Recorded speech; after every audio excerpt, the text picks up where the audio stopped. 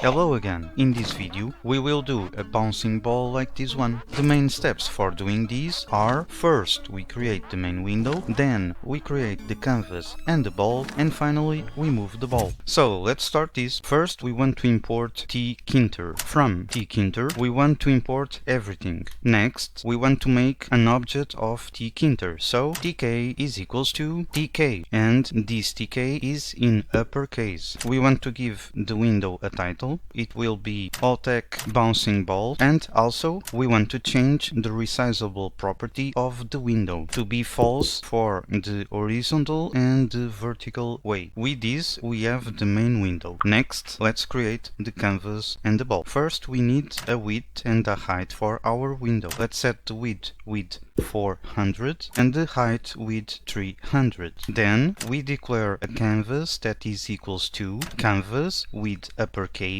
We provide the tk object, we provide the width, and we provide the height. Next we need to call the method pack to group the elements in the canvas. Then let's declare the ball. So our ball is equals to canvas dot create oval. We provide the x and y position for the starting point. We provide the x and y position for the ending point, and finally we provide a color for our ball. The next step is move the ball. Let me go a little down so we can see everything here. First we declare a x speed and a y speed for the movement of the ball. Then we declare a move ball function. Inside of this function we type canvas dot move, and what we want to move? We want to move the ball. And what is the speed for our ball? It is x speed for the x axis and y speed for the y axis. The next thing that we have to do is check if our ball is inside of the window. So we need to get the coordinates of our ball: the left position, the top position, the right position, and finally the bottom position are equals to canvas dot coordinates of our ball. This method will return a tuple with 4 fields: one for the left position, another for the top position, another for the right, and finally for the bottom position. Let's check if it is outside of our window. If the left position of our ball have a value less or equals to 0, it means that the ball is outside of the window. Also, if the right position is bigger or equals to the width of our window, the ball is outside. So in this case we want to change the x speed to be minus x speed. As you may guess, we must do the same thing for the y coordinates. So if the top position is less or equals to 0, or the bottom position is bigger or equals to the height of the window, we want to reverse the y speed. And the final instruction for this will be canvas dot after 30 milliseconds we want to move the ball again. What this special instruction do is 30 milliseconds after executing this instruction, the function move ball will be executed by a new thread. Okay, next, and already outside of our move ball function, we need to start this loop. We do again canvas dot after, and we provide the 30 milliseconds